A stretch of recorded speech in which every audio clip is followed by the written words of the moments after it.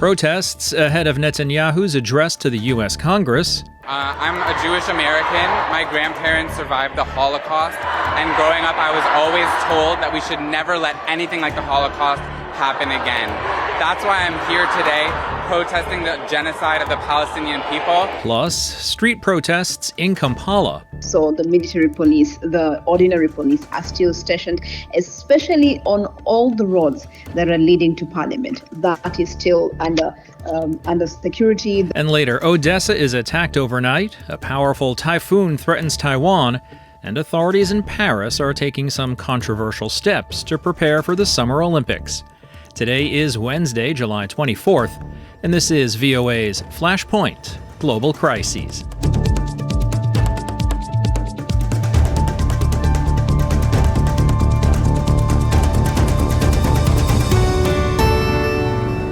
Good evening, I'm Steve Karish in Washington. Protesters opposed to the war in Gaza staged a sit-in Tuesday at a congressional office building in Washington ahead of Prime Minister Benjamin Netanyahu's address to a joint session of Congress. Some Democrats are boycotting the Prime Minister's address. Chris Van Hollen is a Democratic senator from Maryland. All of us who care about our partnership, both in America and in Israel, should understand the enormous damage that Prime Minister Netanyahu and his current extremist government coalition are doing to our relationship and to Israel's standing in the world.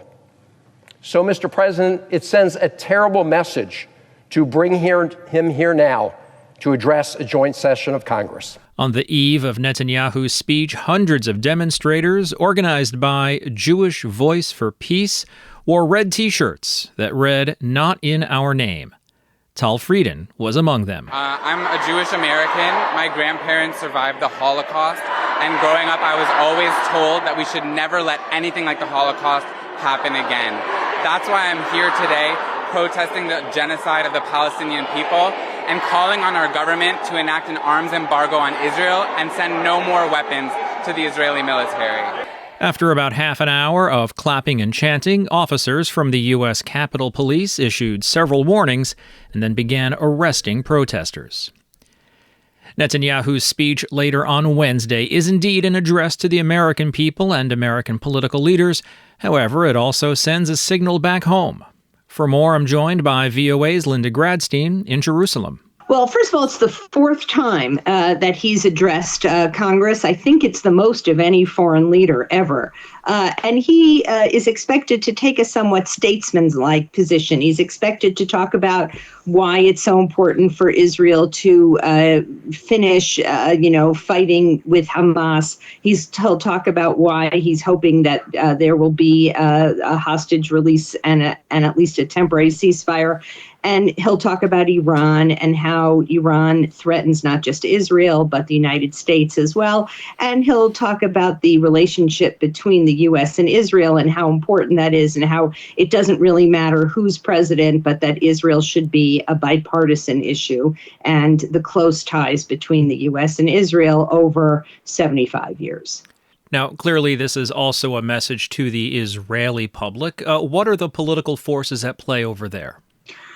Well, so some of the families of the hostages, there are still 120 hostages being held in Gaza by Hamas for more than 9 months, and 40 of them have already been declared dead. And there's growing pressure from both the hostage families, some of whom accompanied Netanyahu, to agree to at least the first stage of a 3-stage deal that would get the humanitarian hostages home, the women, the children, and older men.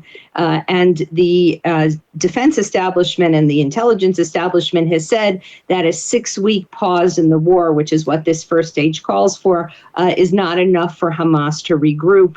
An Israeli delegation is going to Cairo tonight to start these negotiations.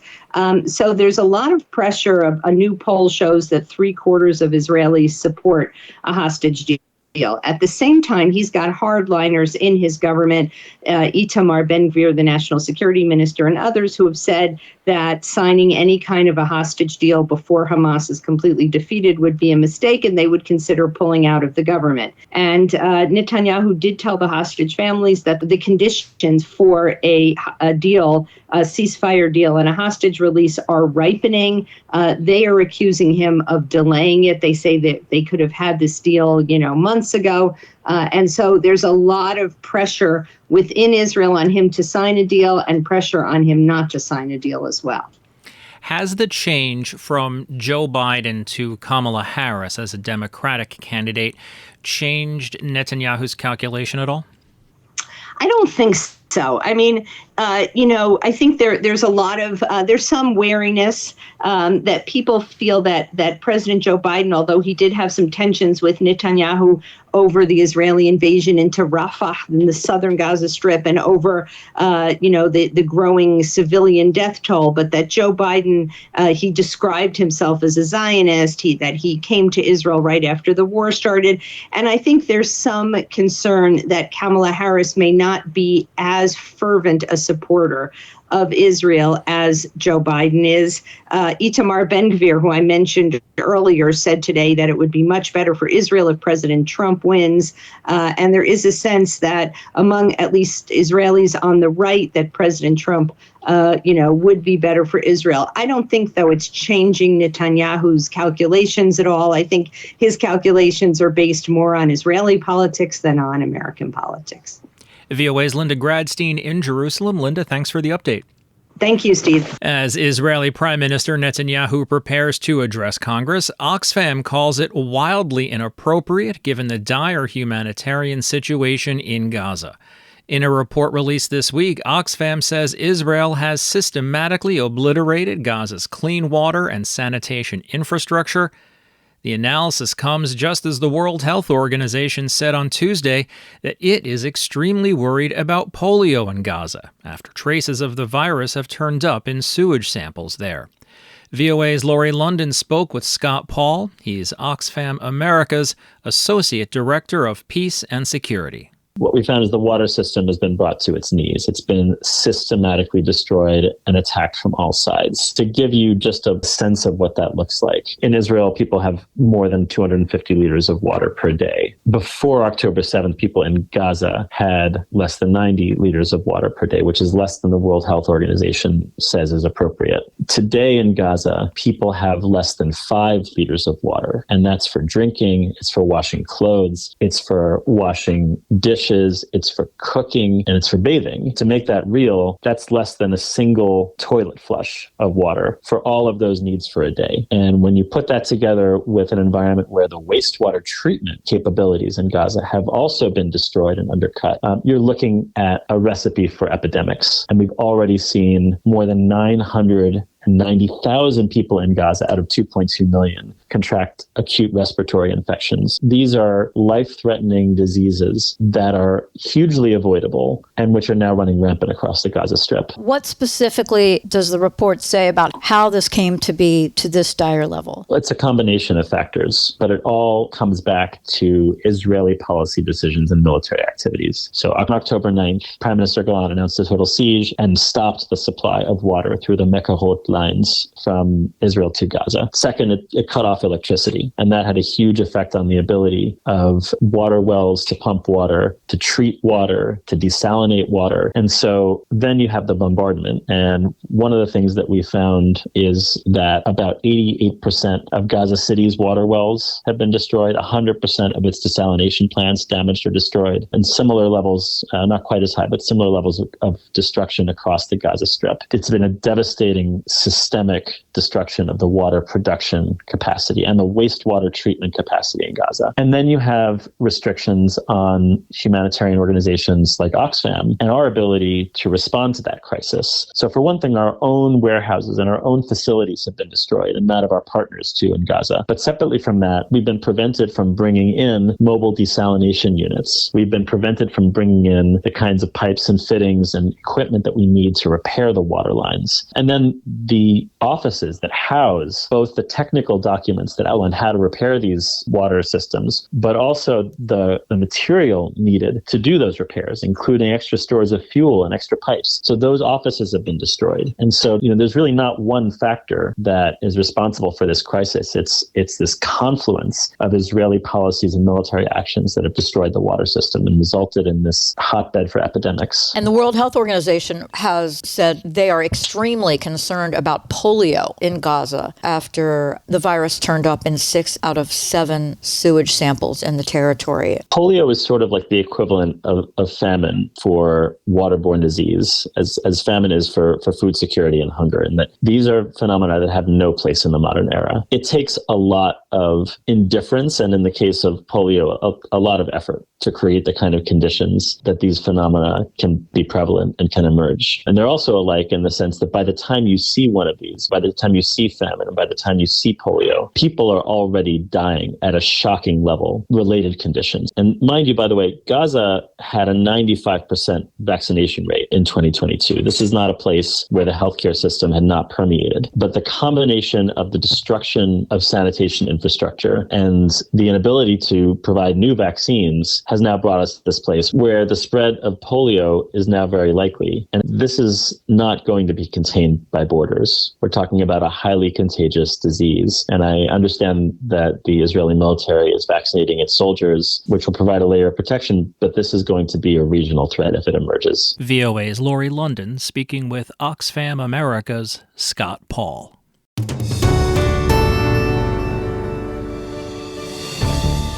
You're listening to Flashpoint Global Crises from the Voice of America. I'm Steve Karish in Washington. An update on the ongoing protests in Kampala coming up in a few minutes. Now, though, to Kyiv. Odessa was struck by Russian drones overnight, and Dmytro Kuleba, Ukraine's foreign minister, is in China. For more, VOA's Anna Chernikova in Kyiv has the details. Before dawn on Wednesday, Russian forces launched missile and drone attacks across Ukraine. Ukrainian air defense reported the destruction of 17 out of 23 incoming drones.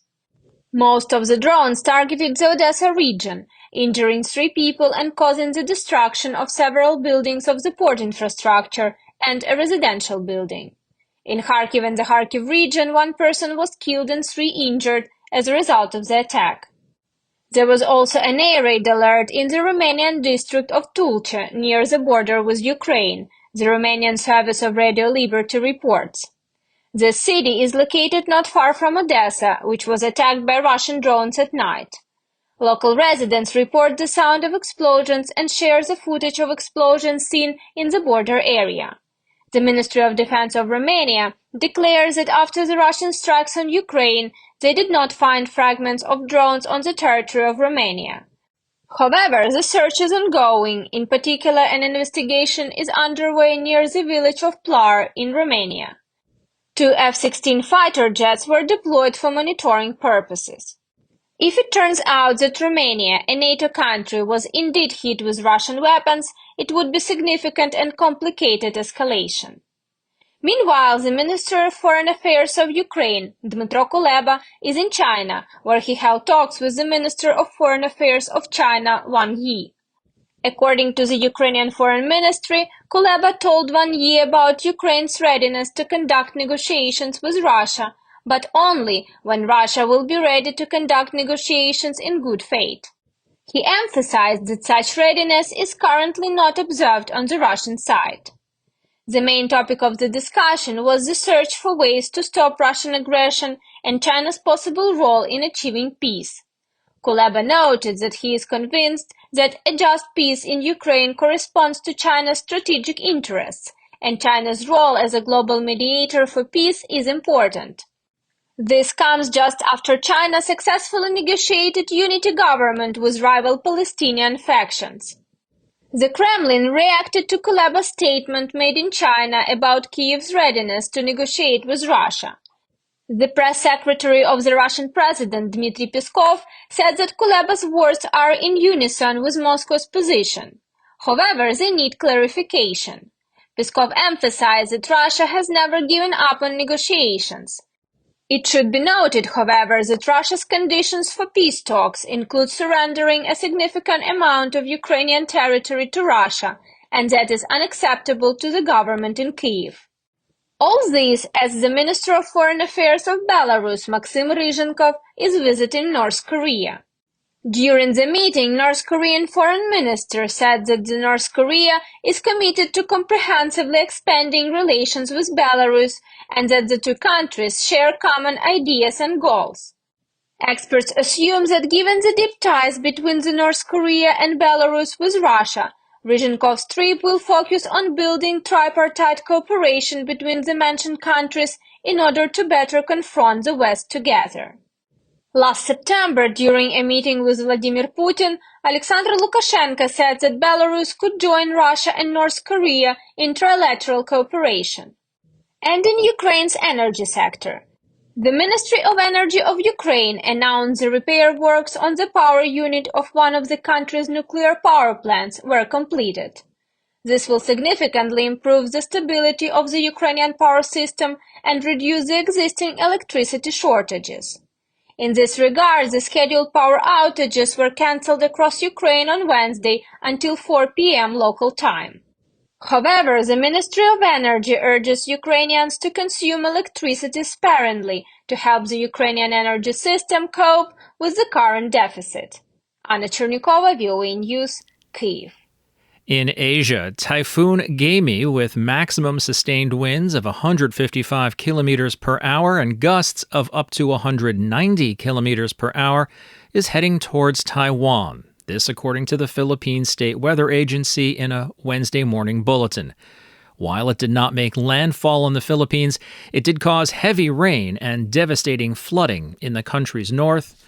Authorities in Taiwan and China are preparing for Gaimi's arrival. A small plane caught fire after skidding off the runway while taking off from Nepal's capital, Kathmandu, on Wednesday. At least 18 people have been killed. Authorities say the plane was carrying technicians to the Pokhara airport, where the aircraft was scheduled to undergo maintenance. At least 42 Ugandan youths have been charged with offenses, including being idle and disorderly, and being a common nuisance. This after taking part in a banned rally against corruption. I'm joined today by Halima Athumani in Kampala with the latest. Well, today Kampala was still tense. There was a lot of security personnel still deployed. The government or the state has tried to make sure that, they do not take anything for granted. So the military police, the ordinary police are still stationed, especially on all the roads that are leading to Parliament. That is still under security. There is no access for ordinary citizens. And if anyone needs to pass there, you either have to be a legislator, but also I think starting yesterday or starting today, we got to know that the Speaker has decided to call off Parliament until next week. So it will definitely be a no-go area for roughly one more week. Now, I know the protests in Kampala were banned. The police made them shut down. Are they still going on? Is there still unrest? Within the people, yes. Young people are still saying they will try and get out tomorrow. We're not sure how far they will go, considering what happened yesterday with the arrest. But we'll wait to see, because in Kampala, you probably have to wait up to 10 a.m. or midday for you to see anything happening. But it's still a space to watch, definitely. Now, nearby in Kenya, in Nairobi, there's also been some protests. Can you fill us in on what's happening there? I think in Nairobi, the protests continue. I think this should be the 6th week as the protesters. Today we saw journalists stage their own, what they called a peaceful protest, and they were urging each other not to carry stones, not to provoke police. And their message was just very basic. They wanted to go and deliver petitions to authorities to ensure that security personnel do not attack journalists. On some level, the protests in Nairobi were successful. President Ruto dissolved his cabinet. He withdrew the tax increases. Is it possible that the protesters in Kampala drew some inspiration from what happened in the neighboring country? They definitely drew inspiration. Remember, Uganda is a country that is under a military dictatorship, if I'm allowed to use the word, where protests don't really last for more than a day.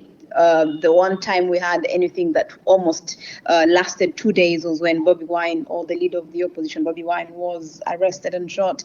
But so definitely this was an opportunity for young people in Uganda to try and come up and replicate what is in Kenya. Unfortunately, like I said, we are under military rule. While in Nairobi, you saw that the military came in a couple of days later. In Uganda, the military was on the streets before the protesters. So yes, we are going to continue getting inspired by our neighboring countries, but whether we shall be able to achieve as much as they did, that's another thing altogether. VOA's Hatu Alamani is in Kampala. Halima, thank you very much for your help today. Thank you for your time. Thank you for your time, too. Thank you for having me. Elsewhere in Africa, updating a story we brought you on Tuesday's show, the death toll from 2 landslides in Ethiopia's southern Gofa zone has risen to 229, with recovery efforts still ongoing. And finally today, rights groups accuse French authorities of social cleansing ahead of the Paris Olympics by uprooting migrants, sex workers, and others around the capital, undermining the promises of making these games the most inclusive ever. The government says it's simply trying to address a long-standing problem. Lisa Bryant has more from Paris. An early morning evacuation of a migrant camp on the edge of Paris. Its residents are uncertain about what's next. Abdoulaye Sow, a migrant from Guinea, says authorities told them to come here and they would find housing for them. With the Olympic Games, he says, we can't stay here. They're going to resettle us somewhere. These kinds of evictions are not new. Rights groups have criticized them before. But activists question the size and the timing of this latest campaign, coming right before the Paris Olympics. How we describe all this, because it's not only this week, it has started long before, we call it the social cleansing of Paris. So it's basically, because of the Olympics, the will to empty the streets of all misery and poverty. Borsati's charity is part of an activist network called The Other Side of the Medal. It claims hundreds of people have been relocated in the months before the Games. Not just migrants, they say, but also Roma, sex workers, and others are under pressure. Some migrants have reportedly been sent to locations far from the capital, losing precarious jobs and access to social services. French authorities say migrants can choose where they want to go. Adeline Savi is chief of staff of the Île-de-France prefecture around Paris. She says authorities have been doing these operations every week for years. They offer shelter in the Île-de-France region to people living in difficult and unsanitary conditions. She says authorities also send people regularly to other French regions because emergency shelters in Paris are saturated. So they propose to people who have just arrived without any attachments to Paris to try their luck elsewhere. The evacuations come amid rising anti-immigration sentiments in France, boosting the popularity of the far-right National Rally Party. Paris's leftist city hall blames national authorities for not providing migrants with enough solutions. Paris Deputy Mayor Lamia El Araj says it's been months since the city hall has asked the government to take control of the situation, which is under their exclusive competency. She says city authorities continue to offer migrants places for shelter and support, but the state needs to take its responsibilities. For now, these migrants will be offered a place to stay around Paris, but they could well be back on the streets when the Games are over. Lisa Bryant, VOA News, Paris. And that's going to wrap up today's show. There's more VOA coverage 24 hours a day on our website, voanews.com, and across our social media platforms. On behalf of everyone here at VOA, thanks for listening. Until tomorrow, I'm Steve Karish.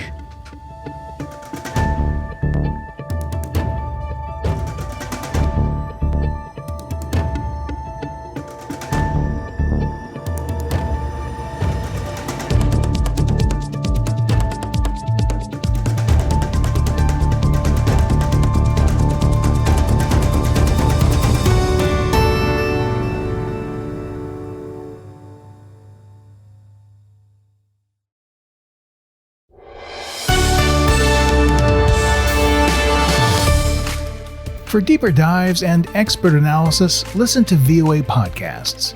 Issues in the News explores the biggest stories every weekend, while International Edition keeps you informed every weekday. Plus, with the 5-minute newscast at the top of every hour, you're always up to date.